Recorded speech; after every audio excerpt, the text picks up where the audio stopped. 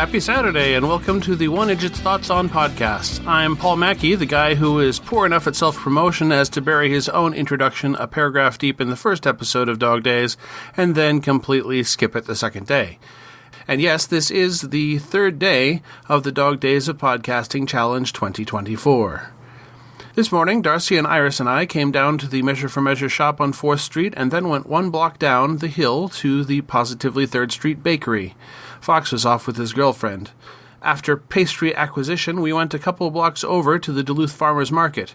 Probably might have gone more smoothly in reverse order, but we just hit the locations as we came to them. I've been keeping up listening to the other podcasts as best that I can, though the Overcast app hasn't been showing me all the episodes without me going looking for them. Fun hearing folks from the past returning, and I'm enjoying the rugby and drabbles, which are both new this year. Hey Jay, I'm jealous.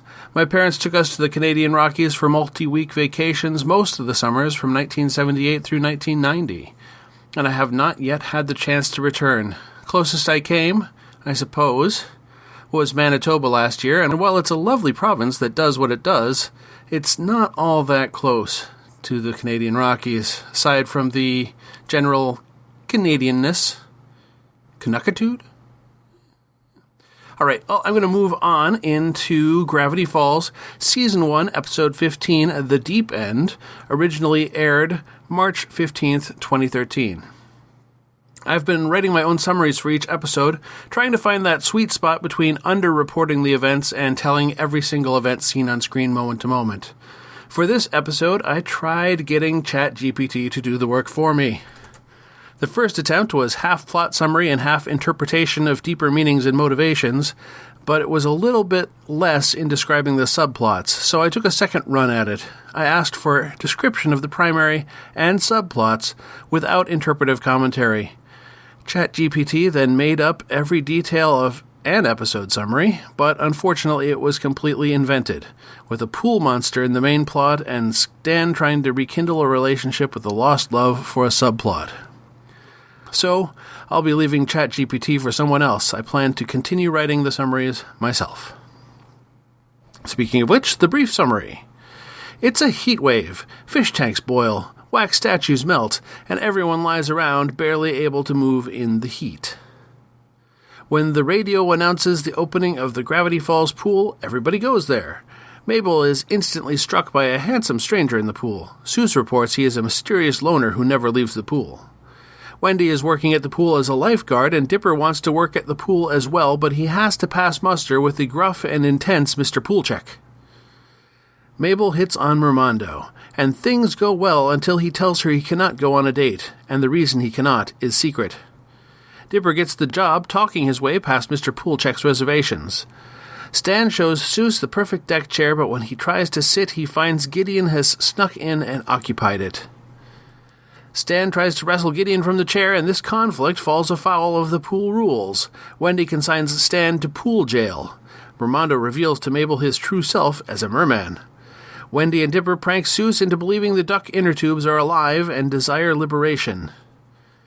Mabel returns to the pool under cover of darkness to meet back up with Mermando, breaking a pool skimmer as she tries to use it to get over the fence. When she shares some of her own family memories, Mermando is saddened, regretting his state of being trapped in the Gravity Falls pool. The next day, Dipper is berated by Mr. Poolcheck over stolen and damaged pool supplies. Mabel tries playing a game with Mermando, but he remains dejected over missing his family, and Mabel resolves to help him escape. That night, Dipper first catches Stan breaking in to try to reclaim his favorite deck chair, then Mabel working her Mermando plan, and finally Seuss on a mission to free the duck floats. Mabel gets Mermando to hop into a cooler she has borrowed from the pool to drive him away from the pool, but they are pursued by Dipper. At the edge of the lake, Mabel stops and has to introduce Dipper to Mermando, who greets him but then commences dying from lack of water. Mabel gets Dipper to give him reverse CPR, spitting water into his mouth. Mermando revives and thanks Dipper, but ponders why they didn't roll him into the water 2 feet away. When Mermando worries if his calls will sound far enough, Mabel gives him a pool megaphone over Dipper's initial objections. Dipper is fired for the loss of the pool supplies, and Stan finally beats Gideon to the perfect chair, only to discover that Gideon has coated it in glue. Very cartoonish. Stan catches fire, off-screen, but is just fine in the next scene. My favorite line... Mabel, I have never met anyone like you. Same here, except for a zombie, a gnome, and a couple of cute vampires. I don't remember the vampires. I don't tell you everything. Who is? Matt Chapman played Mermando, using a Spanish accent he originally used while speaking much more gruffly as the favorite animated luchador from the turn of the millennium, Strong Bad. Okay, and Homestar Runner and pretty much every other character in the Homestar Runner universe. Matt and his brother Mike teamed up with Craig Zobel to create Homestar Runner as part of a children's book in 1996, and they later used Flash animation to bring the characters in the Homestar Runner universe to life starting in 1999. They collaborated with They Might Be Giants, and their character Trogdor the Burninator was referenced in the final episode of Buffy the Vampire Slayer. Following this initial internet success, the brothers worked as writers and producers on Yo Gabba Gabba and the Aquabats Super Show. Matt wrote for and performed multiple voice roles on Gravity Falls. He has also performed on Camp Camp, Star vs. the Forces of Evil, Amphibia, and The Owl House, notably as Steve from Season 2 onwards. More recently, he has been credited as writer and performer on Teen Titans Go, along with sporadic output of Homestar Runner content. What worked? I thought this was a fun story. I really liked Mermando, even before discovering that casting detail. It's fun seeing the sheriff-deputy relationship continue to be quietly confirmed in little 1 or 2 line bits. What didn't work? I don't have anything too negative to say about this. Still looking for an overarching plot for the series, but I'm going to let that go for now. Things to ponder. The main title card has a backmasked whisper under the end of the theme song. Does it really say something, and is it the same every episode? I've now checked it out since writing this. No guarantees about every single episode, but for both Bottomless Pit and this episode, it's...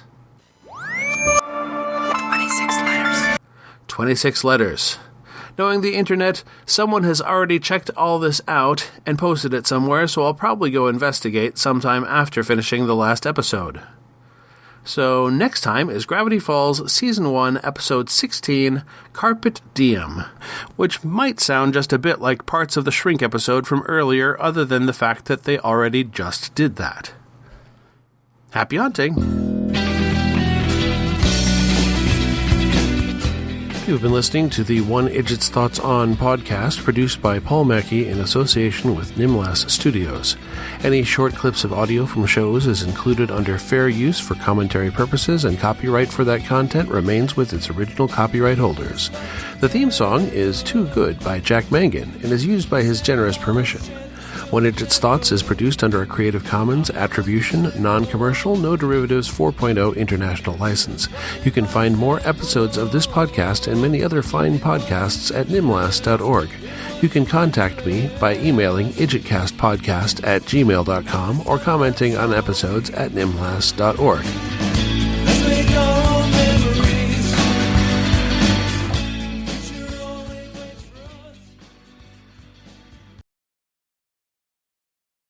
Flambisquirrel, Squirrel Flame, Sparkwhirl.